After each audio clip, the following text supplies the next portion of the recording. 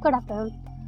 आज हम आपसे कुछ स्पेशल टॉपिक पे बात करने जा रहे हैं। मौसम चेंज हो रहा है, इधर ठंडक स्टार्टिंग है और उधर गर्मी खत्म हो गई है। इस बदलते मौसम में बहुत सी ऐसी बीमारियां हैं जो आपको पता भी नहीं चलता और हो जाती है। उसके सिम्टम्स आने के बाद आपको पता चलता है कि अरे मुझे ये हो गया। तो उसी में से एक बीमारी है जिसका नाम है डेंगू। आज हम डेंगू के बारे में आपसे बात करेंगे कि डेंगू कैसे होता है, किस कारण से होता है, कैसे फैलता है, इसके उपाय क्या होते हैं, इससे बचाव क्या होते हैं, इसका इलाज कैसे संभव है, कितना खतरनाक हो सकता है, कितना खतरनाक नहीं हो सकता है। आज हम इन सब टॉपिक में आपसे चर्चा करेंगे। आज का हमारा जो विषय है वो हमारा डेंगू ही है। डेंगू के बारे में हम आपको बहुत सी ऐसी चीज़ें बताएंगे जो कि बहुत कॉमन होती है और आपको पता भी नहीं होता है। चलिए हम बात करते हैं डेंगू के बारे में।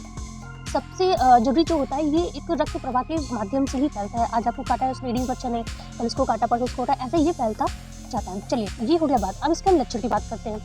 इसमें लक्षण में क्या होता है, कॉमनली 104 डिग्री फ़ारेनहाइट तक बुखार जाता है। ये बहुत ही कॉमन होता है। आप इसको नॉर्मली बुखार समझ लोगे, लेकिन ये आप पता भी नहीं चल पाएगा और इसके सिम्टम्स आपको 2 से 3 दिन में दिखने लगेंगे।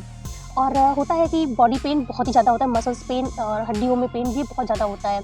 सिर दर्द होता है, आपको पता है बुखार होता है तो नॉर्मली सर दर्द भी होता ही होता है। जी मचलाता है, उल्टी होती है, आँखों में दर्द होता है और जो आपकी स्किन होती है, त्वचा होती है, उस पर आपको छोटे-छोटे दाने निकल आते हैं, आपको पता भी नहीं चलता है। ये सब इसके लक्षण होते हैं। खासकर जो होता नहीं है लक्षण में होता है कि आंत और जो पाचन से संबंधित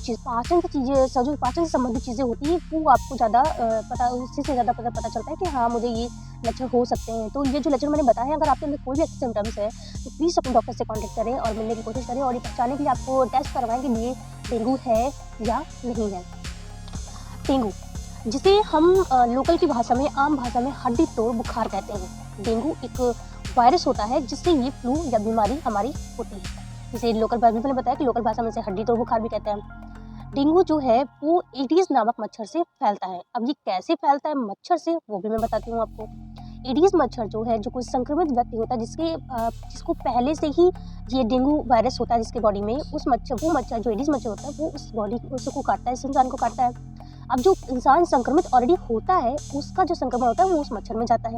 फिर वही मच्छर जब एक हेल्दी इंसान को काटता है तो जो उसके अंदर जो संक्रमण होता है, वो इन्फेक्शन होता है, वो फिर उस इंसान के अंदर फैल जाता है। तो ऐसे एक क्रम के जरिए ही हमारा जो डेंगू है वो फैलता है और ये ब्लड फ्लो में ही रहता है, ब्लड फ्लो को ज़्यादा वो करता है। चलिए अब लक्षण पता चल गया डेंगू कैसे फैलता है, आपको ये पता चलेगा। अब बताते हैं इसके उपचार के बारे में।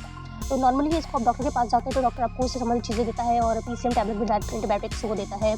और अगर आपको ज़्यादा सीरियस होते हैं तो आपको आईवी ड्रिप भी चढ़ने लगती है, जो कि डॉक्टर के ट्रीटमेंट से भी चढ़ती है। और इनके उपचार में आप घरेलू उपचार इसमें आपका ज़्यादा फायदेमंद होता है। डॉक्टर की सलाह भी लें और साथ में अपने घरेलू उपचार भी करें। तो चलिए हम उस उपचार के बारे में आपको बताते हैं कि आपको इसमें क्या क्या चीज़ें करनी चाहिए। सबसे ज़रूरी बात जो इसमें ये है कि आप अपनी स्वच्छता पर ज़रूर ध्यान दें।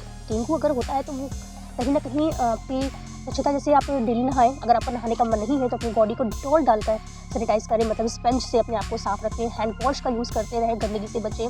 आसपास के चीज़ों में जैसे गंदगी ना हो, इस चीज़ का खासकर ध्यान रखें। जो एडीज मच्छर होते हैं वो जो पानी होता है, पानी के ठहराव से ही ज़्यादातर वो फैलते हैं। अब हम बात करते हैं ये डेंगू जो वायरस होता है, ये जो बुखार होता है हड्डी तोड़, ये कितने तरीके से होता है। ये 3 टाइप्स होता है, इसको बोलते हैं। पहला हल्का डेंगू बुखार होता है जिसके सिम्टम्स आपको 1 से 3 दिन में दिखाई देने लगते हैं। फीवर आना और जी मचलाना, ये सब चीज़ें, सर दर्द होना, ये सब चीज़ें होती है। दूसरा जो होता है वो होता है डेंगू रक्तस्रावी बुखार। इसके सिम्टम्स स्टार्टिंग में ही आपको दिखने लगते हैं, स्टार्टिंग में आपको 2 दिन में, 1 दिन में दिखने लगेगा, लेकिन ये होता है ये इतना खतरनाक नहीं होता है, ये धीरे धीरे जो है सीरियसली मूड में जाता है। तीसरा जो होता है वो होता है डेंगू शॉक सिंड्रोम। ये बहुत ही खतरनाक होता है। अगर आप इसमें आपने थोड़ी सी भी लापरवाही कर दी, आपका इलाज सही से नहीं हो पाया, आप ध्यान नहीं दे पाए, तो ये आपका बहुत ही आगे जाके ऐसा पॉसिबिलिटी हो सकती है कि आपकी इसमें डेथ भी हो सकती है, आप इस सीरियस कंडीशन में जा सकते हैं। तो इन तीनों टाइप के बुखार आपको ध्यान रखना है जो डेंगू में होते हैं। अब इसके बचाव की बात करते हैं कि हम सिंपली कैसे हम डेंगू से बच सकते हैं। तो सबसे पहले ध्यान रखें कि आप फुल स्लीव्स के कपड़े पहने, फुल पैंट पहने, अपने आपकी बॉडी को ज़्यादा से ज़्यादा कवर रखने की कोशिश करें कि आप मच्छरों के काटने से बचें। दूसरी चीज़ है कि आप मॉर्निंग और इवनिंग टाइम में जो मच्छर होते हैं, एडीज मच्छर होते हैं, वो काफ़ी ज़्यादा एक्टिव होते हैं। तो उस कंडीशन में आप कभी भी घर से बाहर निकलें, ज़रूरी होने पे तो फुल स्लीव्स और पैंट के कपड़े पहने, ठीक है। आप हाफ स्लीव्स के कपड़े ना पहने, कोशिश करें कि इन टाइम में आप ना ही निकलें। तीसरा, आप आसपास की चीज़ों को साफ रखें, क्योंकि एडीज मच्छर का जो होता है कैसे काम करता है मैं बताती हूँ। एडीज मच्छर जो होता है वो साफ पानी में अपने अंडे देता है, ठीक है। और साफ पानी में अंडे, तो कोशिश करें कि अपने घर के आसपास साफ सफाई रखें, पानी को इकट्ठा ना होने दें। खासकर साफ पानी को, अगर साफ पानी ऐसा रहेगा कि आपको रखना ही है तो उसको ढक के रखें, कवर करके रखें, अपनी टंकी को सफाई करते रहें। सबसे ज़रूरी बात कि आप अपने घर के आसपास पानी इकट्ठा होने ही ना दें। दूसरा आप अपनी सफाई पे हिदायत का ध्यान दें, डेली नहाना, डेटॉल डाल के नहाना, या आप नहीं नहाते हो, किसी कंडीशन में बुखार आता है, कुछ भी ठंडक लगती है, तो आप स्पंज कर लोगे अपनी बॉडी को, मतलब साफ़ कर लोगे डेटॉल डालकर, और फुल स्लीव्स के कपड़े पहनोगे, जो कि मैं पहले भी बता चुकी हूँ। और अगर हम बाहर निकलते भी किसी कंडीशन में, तो कोशिश करें कि जो एक होता नहीं कि मच्छर जो बच्चे में जो वो होता है, जेल होता है, लिक्विड होता है, वो हम लोग अपनी बॉडी पे लगाएं, जिससे मच्छर कोशिश कि हमारे पास ना आने पाए। व्यक्तिगत सफाई का ध्यान दें, सफाई बहुत ही ज़रूरी होती है किसी भी कंडीशन में हो। मच्छर जो मैंने एक बेसिक चीज़ बताई आपको कि मच्छर को पैदा होने ही ना दें। अपने आसपास के एनवायरनमेंट को ऐसा रखिए कि आपको कोशिश हो पाए, यही हो पाए कि जो मच्छर के अंडे देने वाली चीज़ें वो ना हो पाए। इस बात का खास करके ख्याल रखें। चलिए, ये सारी चीज़ें मैंने आपको बता दी। अब कुछ खास बातों का ध्यान ये रखना है कि हमें डेंगू अगर मान लीजिए हो भी जाता है, तो उससे बचाव के लिए हमें क्या उपाय करना चाहिए, घरेलू नुस्खे क्या होते हैं जिससे हम और अच्छे से इसको रिकवर कर सकते हैं। इम्यूनिटी सिस्टम को अपना बढ़ाना होता है।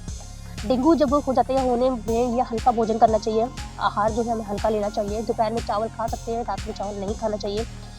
हमें खट्टे फलों का ज़्यादातर सेवन करना चाहिए, खासकर कीवी हुआ, संतरा हुआ। इम्यूनिटी बूस्टर जिसको कहते हैं कि वो फूड्स हमें खाने चाहिए जो हमारी इम्यूनिटी को स्ट्रॉन्ग करते हैं, क्योंकि हम बहुत वीक हो जाते हैं जब हमें डेंगू होता है। तो दूसरा, डिहाइड्रेट। अपनी बॉडी को आप जितना भी तरल आप खाएंगे उतना ही अच्छा है, क्योंकि हमारी बॉडी ऐसा होता है, उल्टी होती है, बुखार, तो उस टाइम में हमारी बॉडी जो होती है उसके अंदर की चीज़ें निकल जाती हैं जो हमारे हाइड्रेट करने वाली चीज़ होती है। तो ऐसी चीज़ों को, तरल पदार्थों का सेवन करते रहें जो आपकी बॉडी को एक हाइड्रेट बनाने का काम करती रहे। इस बात का आप खासकर ख्याल रखें। अपने में अच्छे अच्छे फूड्स आप शामिल कर सकते हैं खाने में।